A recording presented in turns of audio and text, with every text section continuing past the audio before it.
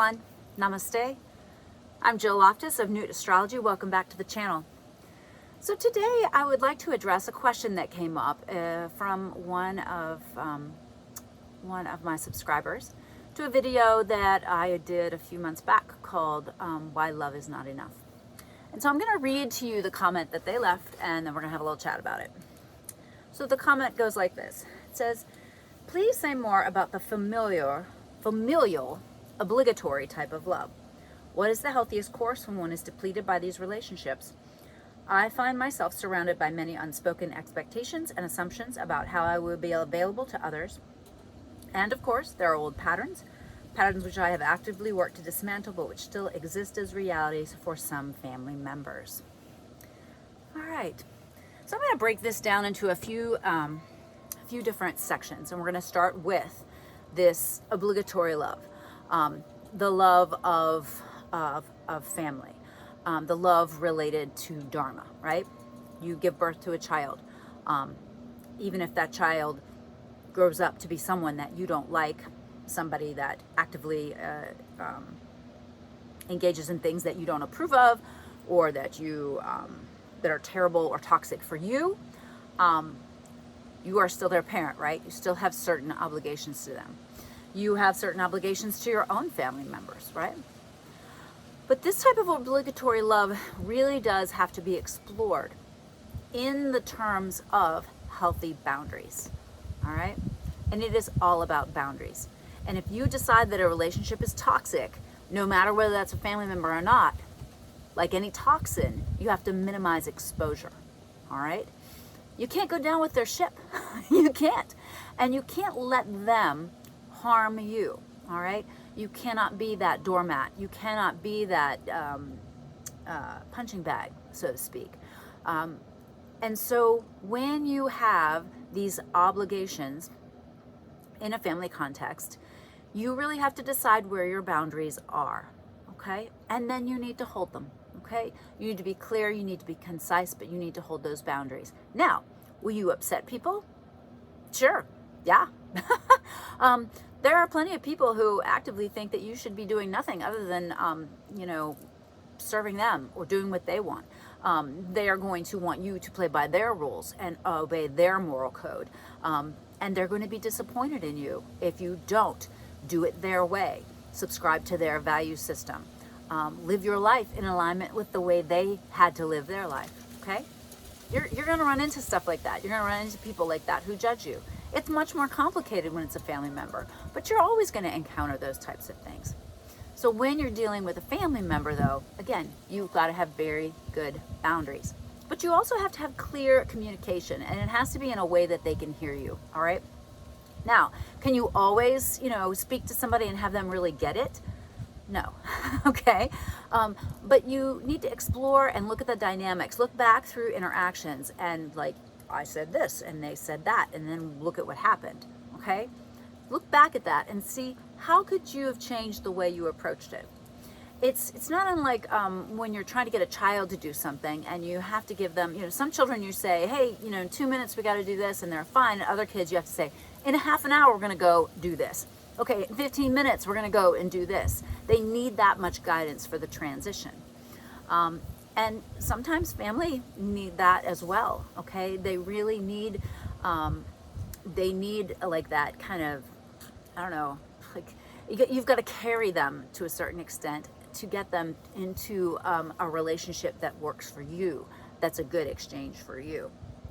Now, I think just like any other relationship, you have to watch if people, give you ultimatums, don't come back unless you blah, blah, blah, that kind of thing. You have to decide how important it is to you. I mean, tell you a little bit about my background way back, when I was 19 years old. No, maybe I was barely 20. I was probably about 20, close to 20. I was living on my own, working, self-sufficient, and I met a guy and wanted to move in with him like that. Was that dumb? Oh yes, it was so dumb. Ended up marrying that man, and it was my first husband, and that's a whole other story, y'all. But my dad really was so angry about it that he told me get out of this house. I never want to see you again. Don't you come back here. Don't you come ask me for anything. You're dead to us. You're not, you don't belong in this family anymore. And me, being stubborn Taurus, was like, all right, see you later. And it was a long, complex relationship to kind of weave it back together. And I can't say it was ever, it was never whole again. You know, you knock that plate off the ledge and it shatters. You might be able to glue it back together, but it's never going to be quite the same. And so when people set those kinds of, or else kind of deadlines or lines, walls, hoops that you are supposed to hop through, it's up to you to decide how you're going to react to that. But here's the thing, you can't get in a situation where you constantly feel manipulated, okay? That's not love, all right? That's not love. To feel manipulated, to feel used, to feel taken advantage of, those build like a slow burn resentment that just damage a relationship, okay? So, I think you need to really think about what kind of relationship you want to have with this person, despite what the relationship is, right? You have to learn how to say no to these folks sometimes. You have to know when to say yes. You have to realize when they're truly in need or whether they're just inventing things to see if you're going to respond appropriately. Sometimes they don't know they're doing this, okay? It's very interesting to watch people develop a crisis or think, oh no, you need to come here and do this right now, when there's really nothing happening. They just want you there. And they want to know that you're going to listen to them and do what they want to do, all right?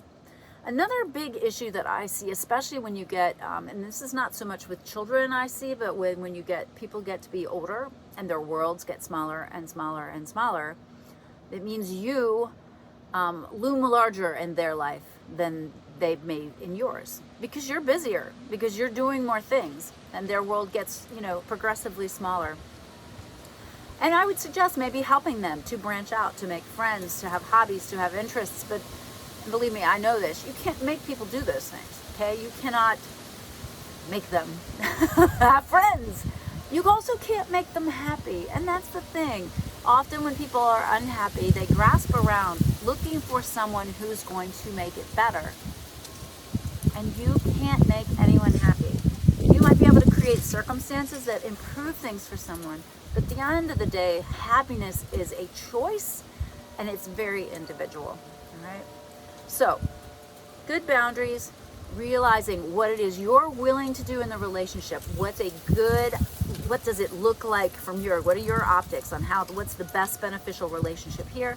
And then also, really looking at the world through their lens and see if you can solve some of the problems for them that might be encouraging them to ask more of you than you have to give, or to ask of a higher relationship than you actually have together. So I hope that's helpful. And then let me take a quick comment on this also about the unspoken expectations. Often we have what I think it's a Jungian thing, the shadow mother, or the shadow father, the shadow siblings, the shadow neighbor, the shadow lover, the shadow wife, the shadow husband. Watch carefully that you are not creating these issues in your mind, okay? And that you don't spend a lot of time spinning. Example, Thanksgiving's coming up. Don't spend a lot of time thinking, oh, they're going to want me to do this, and they're going to want me to do that, and they're going to spend hours doing this and hours doing that. Stop. You're creating a situation here, okay? This is a you thing. This is not a them thing. Now, if they've called you up and said, our expectation is this, you're going to be here, you're going to do that, blah, blah, blah. Okay, then you can begin setting those boundaries, working the relationship so that, there's some give and take, right? I mean, you're not always going to get to do exactly what you want. This is part of being in a relationship. There's always a little bit of give and take. But at least you can feel like you have some power in it. Now, if you've always, every Thanksgiving, it's unspoken that you go to a certain person's house, and that year no one calls you up and says, I expect you to go to their house and you just don't show up, you know you're causing problems. So preempt those things. Preempt those things with good communication. And texting is not good communication, okay? I think texting is causes so many problems. There's so much nuance that's lost. So give everybody a call, record a video and send it to people to kind of help really make sure that you're clearly expressing, you know, what you want or what you're planning to do when you have these unstated obligations. And then finally, there are patterns, the patterns that you've worked actively to unwind that you still see your family engaging in are gonna trigger the hell out of you, okay? So see that. Watch it from the outside, be like, oh, look at that, I used to do that. Wow, I'm so grateful that I'm not carrying that karma forward. I'm not continuing that pattern from my lineage. And just sit in that power. Just sit in that power and bless them. Honestly, you've got to believe everybody's doing the best they can, okay? And pointing it out to them, throwing it up in their face, it's just not always gonna be productive. Got a little photobomb here. Want to say hi, Gemini? So, you know, really, when you see those patterns, just try not to indulge in them, okay? Don't be a co-creator of the pattern. But also don't hold them to the same standard that you have now that you have the awareness, okay? Now that you have the awareness, you're held to that higher standard.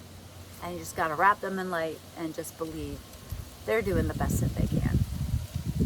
Well, I hope this was useful, helpful. Please let me know if this answered your question. If it spurs more questions, please drop them below in the comments. I've had a little trouble, I'm not sure why, with the YouTube comments. Sometimes they show up, sometimes it says comments are restricted. You can always email me, jill@nudeastrology.com. Please get on the website. I send out a monthly newsletter.